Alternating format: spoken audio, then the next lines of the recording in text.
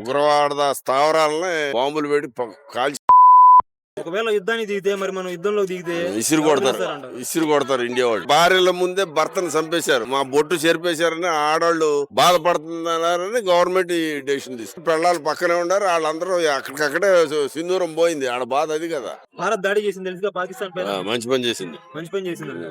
వాళ్ళ ప్రజల మీద ఏం చేయలేదు, ఉగ్రవాద స్థావరాల మీద చేశారు. తప్పే ఉంది, చేయాలి. పాకిస్తాన్ ఏం చెప్తుందంటే ఉగ్రవాద స్థావరాలు కాదు, మామూలు పౌరుల పైన కూడా దాడులు జరిగిందని చెప్పి అంటుంది. వాళ్ళు మామూలు పౌరులు, మా నాన్న 28 మందిని సాగొట్టకలేదు. పొరపాటు నీళ్ళు జరిగింది అని తప్పేం లేదు, అందులో నష్టమే లేదు.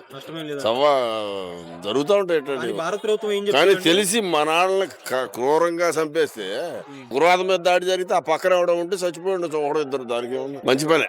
మంచి పని అంటారు. నరేంద్ర మోదీ గారు తీసుకుంది, మోదీ గారు తీసుకుంది మంచి పని.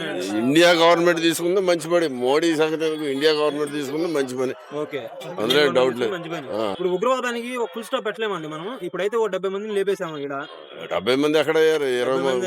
30 మంది. అఫీషియల్ రిపోర్ట్ వస్తే ఇంకా పెరగొచ్చు అని చెప్పి అంటున్నారు. ఇంకోసారి వెళ్ళాలి, వెళ్తే అప్పుడే అక్కడ వాళ్ళ 300 మంది ఉన్నారు. ఇంకోసారి వెళ్ళి ఉగ్రవాద స్థావరాలని బాంబులు పెట్టి కాల్చిపారదాం కాదు, అంతే. మరి ఇండియా వెళ్ళేసి వాళ్ళని అటాక్ చేసి వచ్చింది కదా, మరి పాకిస్తాన్ నుంచి కూడా అటాక్ ఉండిద్ది కదా. మరి తట్టుకుంటారులేండి వీళ్ళకి.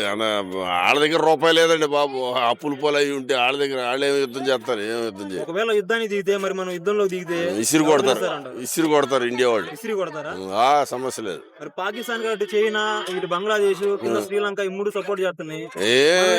మన బార్డర్స్ మొత్తం వాళ్ళతోనే షేర్ చేసుకుంటాం. ఏమవుదండి, వాళ్ళు ఏమో దిగరు. ఊరినే పై డాబు కౌరులే. బంగ్లాదేశ్ తిరగదు, శ్రీలంక అసలు తిరగదు. చైనా ఏదైనా ఆర్థిక సాయం వాళ్ళకి చేస్తున్నావు తప్పితే చైనా సైన్యాన్ని ఏం తెంపదు. ఇప్పుడు ఆపరేషన్ సింధూర్ అని చెప్పి ఆ పేరు పెట్టారు కదా, ఆ పేరు వెనకాల ఉన్నటువంటి మతలబ్ ఏంటంటారు? ఎందుకంటే భార్యల ముందే భర్తను చంపేశారు, మా బొట్టు చెరిపేశారని ఆడవాళ్ళు బాధపడుతున్నారని గవర్నమెంట్ ఈ డెసిషన్ తీసుకుంది. ఆ పేరు పెట్టడం కూడా చాలా ఎమోషనల్ తో కూడుకుంది. మంచిదేగా, తప్పే ఉంది.